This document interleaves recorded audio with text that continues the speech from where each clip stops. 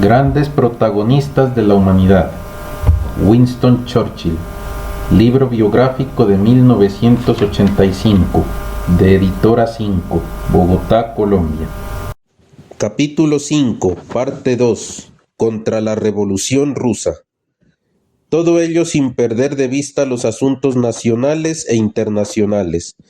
En este campo, sus inquietudes no dejaron de aumentar desde el comienzo de la Revolución Soviética. Aquel refinado aristócrata quizá no podía comprender exactamente lo sucedido en Rusia. Le sobrecogían de horror la matanza de la familia del zar y las exacciones de los bolcheviques, a los que consideraba una banda de granujas y criminales que no merecían perdón. Sin duda habría mantenido la misma actitud en 1793 ante la ejecución de Luis XVI y la época del terror. En un discurso público pronunció estas palabras: de todas las tiranías que menciona la historia, el bolchevismo es la más terrible, la más destructora, la más degradante. Es un contrasentido sostener que no resulta mucho peor que el militarismo alemán. Asistía con espanto a la descomposición de Europa, al hundimiento social de Austria-Hungría, a los intentos de los espartaquistas para instaurar el comunismo en Berlín, al terror implantado por Béla Kun en Hungría. Opinaba que para detener la gangrena roja, había declarado en los comunes que el bolchevismo no es una doctrina política sino una enfermedad, no es una creación sino una infección. Inglaterra debía ayudar a las fuerzas blancas, que seguían resistiendo en Siberia bajo las órdenes del almirante Kilchak y en Ucrania bajo Denikin. Winston Churchill ocupó el puesto de Lloyd George, que estaba dirigiendo en París la delegación británica en la Conferencia de la Paz. También estuvo en 2 ocasiones en la capital de Francia. Por último, en mayo de 1919, el gabinete decidió enviar una nota al almirante Kolchak. Le proponía ayuda material, pero a condición de que se comprometiese a instaurar en Rusia, en caso de victoria, un gobierno democrático. Era evidentemente una nota prudente, circunspecta. Churchill lo era mucho menos.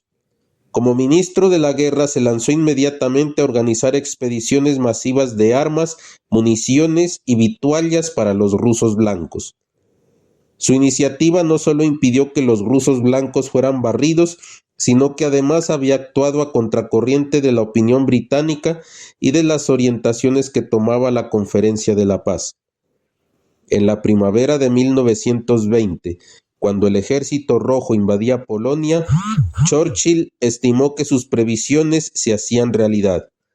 En un memorándum dirigido a Lloyd George precisaba claramente su posición. A partir del armisticio, mi lema político ha sido este: paz con el pueblo alemán y guerra a la tiranía bolchevique. De grado o por fuerza, usted ha seguido una política exactamente opuesta. Ahora comprobamos los resultados.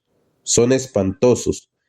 Es muy posible que estemos en vísperas de un desplome general, de una anarquía que sumerja a Europa y a Asia.